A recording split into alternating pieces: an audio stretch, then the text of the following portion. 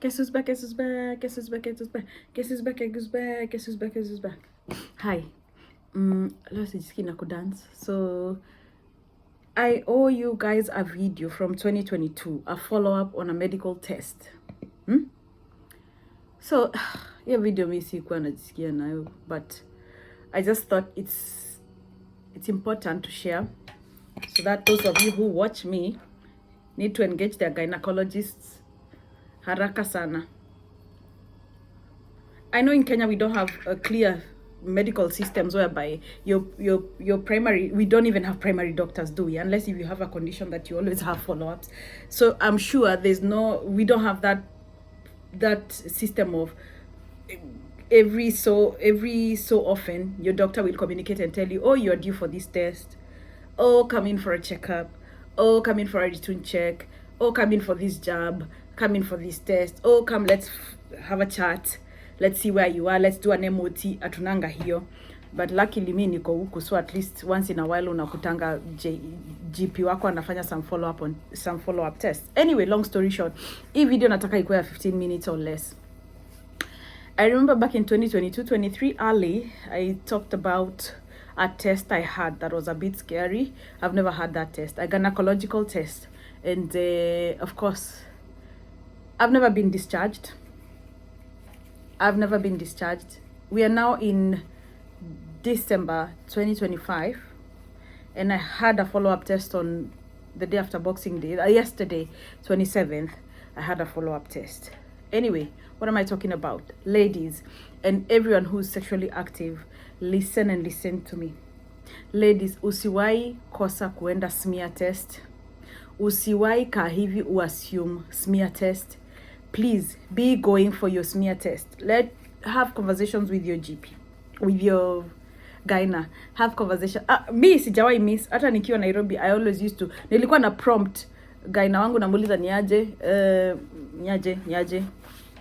So mimi ninajipeleka.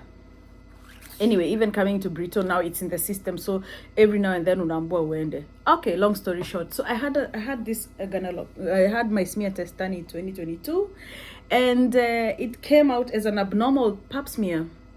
Mi sijaisikia kitu kama hiyo. Abnormal pap smear. Abnormal pap smear means there's presence of HPV.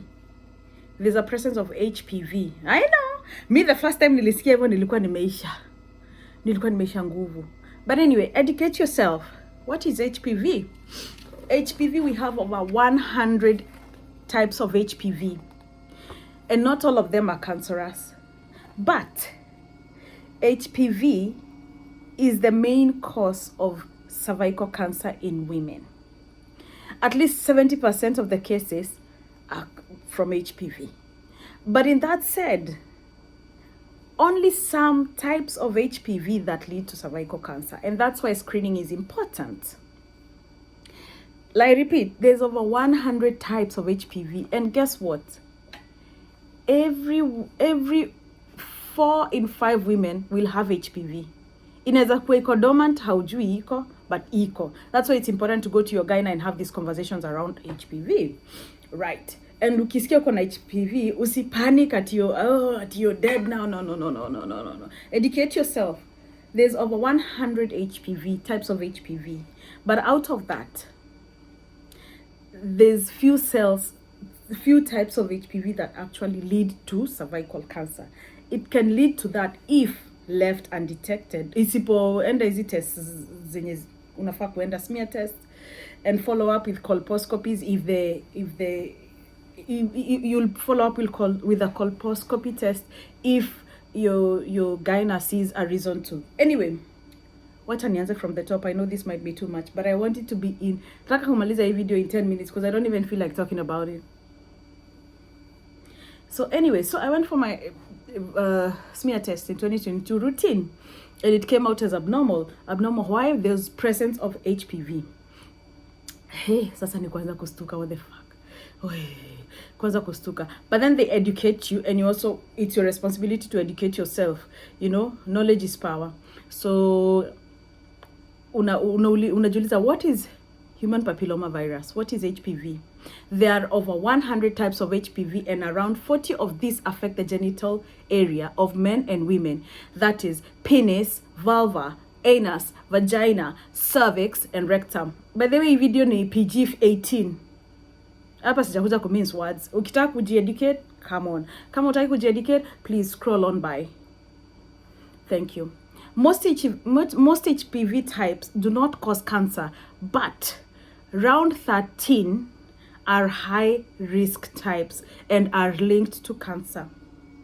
In particular, type 16 and 18, which causes most cervical cancers. 70% of cervical cancers are caused by HPV type 16 and 18. The other HPV types are classed as low risk and do not cause cervical cancer. However, they can cause other problems such as genital warts.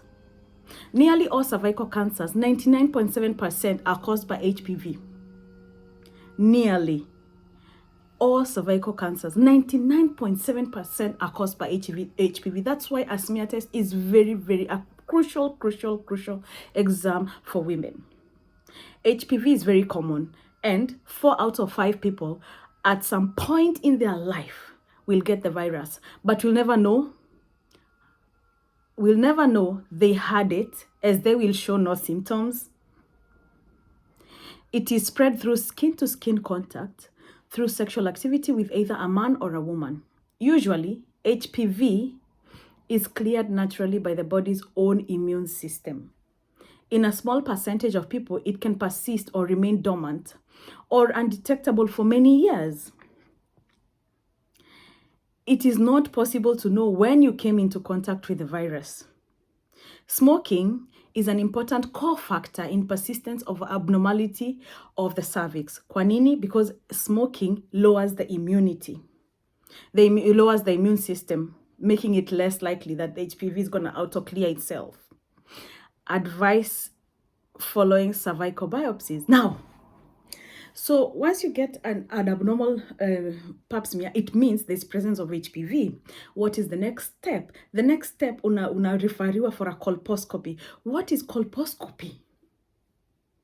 Hiyo word nakwambia ilifanya nitetemeke hivyo vile barua yangu ilikuja.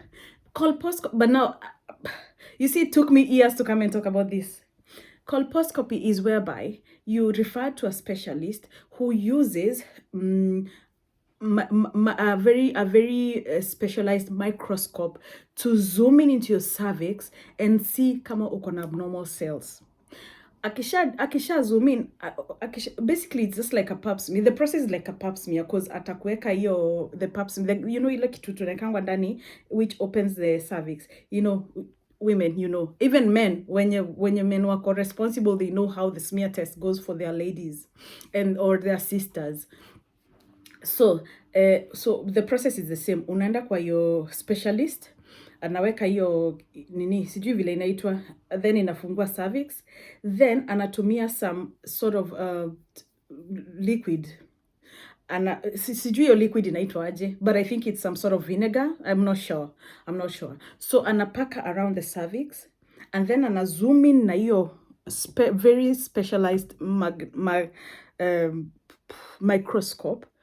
Ni kimashini kikubwa, but the lens is with this small. So of course ukiingia kwa room at first you feel intimidated by the machine, but you find good nurses who take you through that. They explain to you. So hizo uoga zina chill. Anyway, so uko hapo unafaa relax, then anapaka hiyo liquid, anaipatia a few seconds, because basically ikishapakwa at the tip of your cervix, it's supposed now to pop up to show the abnormal cells. Zita show. So kama ziko utaona ataziona. Then if she sees presence of abnormal cells, then they are going to take a biopsy. That's the test I had in 2024. Huh? Is it 2024 or 2023? 2023, I was referred for a colposcopy. So colposcopy is whereby once they notice, wakishapaka hiyo fluid, wanaona where the abnormal cells are, hizo my HPV, akishaona kuna presence ya hizo abnormal cells, atachukua a biopsy sample. So basically, they are going to clip out a small very small, like the size of rice, if not smaller, very small sample around that at a I forget the term. So they are going atachukua a specialized instrument yenye inaingia ndani, you'll feel like a pinch. Wanachukua that part of where they see the abnormal cells, then that is taken for a biopsy, specialized test to see exactly what HPV is there. So that happened to me in 2023. Then, so basically, you wait, the results come out within 1 to 2 weeks. And if there's no concern, then you get a letter. So I got a letter to tell me there's no concern. The HPV is the cells, the abnormal cells are not the ones that cause the no disease or serious. So it's okay. Whatever HPV is there, it will auto clear within the year. So they gave me another follow-up for an year for another smear test. So that now I go back to my GP for the usual smear test to see kama ili clear. Unfortunately, it hadn't cleared. So it hadn't cleared last year. So then wakasema, okay, hizi cells si dangerous, si zile zenye, as we are not concerned. So that's what they told me. We are not concerned, but it's still bado kuna presence. So we'll give you another 1 year, then you come back for another smear test. And then kama bado itakuwa imeclear, we're gonna refer you to colposcopy. So this year, nikaenda smear test. Then nikakuwa referred tena to colposcopy. Of course, unagopa, unasikia unsettled. I'm only human. So, Christmas Day, mi hata akili haikukuwa huku. Because my appointment was after Boxing Day, which was yesterday. So, Christmas Day, nika chill. Boxing Day, nikaenda job. Jana, nikaenda your appointment. But luckily, when now they did the colposcopy yesterday, the person doing my procedure akaniambia, I don't see anything of concern. So that's some good news. I don't see anything of concern. Whatever I'm seeing in your cervix is normal, and there's no concern. So I'm not gonna need to take a biopsy this time. Nilifurahi. Okay, in my heart nilifurahi, but it's a very, very scary. My God. Si mnajua vile, coming from Kenya, vitu kama ma HPV si vitu watu wanaongeleleanga openly. That's why I've decided to make this video for those people who watch me, wasikue na uoga, but it's important to go be checked. So that in case of, from the 100 types of HPV, God forbid, the 16 and number 16 and 18 ziko in your system, unaanza haraka kuanza kucrack on fixing it. Because if those types are found, then there's a treatment process whereby inaitwaje, the treatment is called LLETZ, large lobe excision of the transformation zone. The aim of the treatment is to remove abnormal cells, allowing healthy cells to replace them. Treatment can usually be done in the colposcopy clinic as an outpatient on your first appointment. We would expect you to go home and rest following the treatment. Your cervix will need time to heal. This will be a period of 4 to 6 weeks. We will therefore advise that you do not travel outside of the UK during this time. Of course, ini right up yenye mimi nilipewa. So if whatever happens, there's a step to that. Whatever is found, kuna advise you on the next step. So basically, in our advice here, if God forbid uko na hiyo number 6 type 16 and 18, kuna hiyo treatment unafanyiwa. By the way, colposcopy see treatment. Colposcopy doesn't treat cervical cancer. It doesn't. It's not a treatment for the cells. No. Colposcopy is a test. It's a procedure to test in a more specialized manner. Over and above the normal smear test unaendanga kwa daktari unafanyiwa, sasa colposcopy is a more specialized to get in there using the microscope. Una zoom in, wanatumia hiyo fluid, wanaona kama kuna cell. Na kama wakiona kuna hizo abnormal cells, wakishaziona wana clip out to take it for a biopsy. A specialized test that's gonna see for sure which type of HPV you have. And unakuta, depending on whatever they find there, utakuta watakwambia, depending on the depth of the cells affected, utakuta wanakuanga wamezi classify in a term called CIN. grade 1 to grade 3. Scene 1 ni low grade, so hizo they disappear by themselves within the year. It should clear within 1 to 2 years, inafaa kujitoa kwa system. Aya, scene 2 inakuanga moderate change, which is often treated through the LLETZ. Nawambia hivi mwende mjiresearchie, si ati nda feed everything, cause mi hata nasikia overwhelmed to discuss. So anyway, grade 2 inakuanga moderate, but inaweza disappear ama itreatiwe through LLETZ. Scene 3, hii nayo inakuanga high grade or severe changes of the cells. We'll need treatment of LLETZ to return to normal, to return the cells to normal. Hiyo lazima ufanyiwe LLETZ. Scene 2, not necessarily tutafanyiwa treatment ya LLETZ. There's a chance inaweza jitoa kivyake. Then all right, so for my case niliambiwa zangu zilikuwa low grade, so kukuwa na concern, wakaniambia hizo the immune system of my body should clear it out. So now unfortunately I could clear out, so I had to be referred again to colposcopy. So I went there yesterday, but the doctor said the person in charge aliniambia hajaona anything of concern, so they don't need a biopsy this time. But then I've been given another appointment an year from now. An year from now, I'll go back now so that they can do another thorough exam. So, why am I here? Decide to nifanye hii video because in Kenya, I realized when I was back in Kenya, sometimes when you question your doctor or your medical practitioner, wanaona ni kama they feel like ni kama umewabelittle kuwauliza. Sorry, not everyone. Some are very dismissive when you're asking them. So by doing this video is for you to engage your gyna. Please, ukienda kwa smear test, engage them about HPV. Ask them. Kama yako inatoka abnormal, ask them to explain further. Usitoke hapo kama hauko sure what is happening. Because watu wanasikianga HPV, mtu anasikia tu amepanic, mtu anasikia tu ameisha. And then HPV inaweza kaa kwa system dormant for a very long time. Na bila inakuwa undetectable. And unfortunately, some people just assume, oh, okay, your partner gave it to you, You start now blaming. Darling, 4 out of 5 women will have HPV. So unaweza kuwa na hata kama wendi kutestiwa. Na kukuwa na HPV haimaanishi uko na cancer. But kukuwa na HPV inamaanisha unaweza kuwa na one of the types of HPVs that may lead to cancer. And the reason for having your regular smear tests, or even if smear test, is for you to detect kama kuna HPV. Kama kunayo, unatumwa kwa colposcopy, a more specialized test. It's more specialized than a smear test.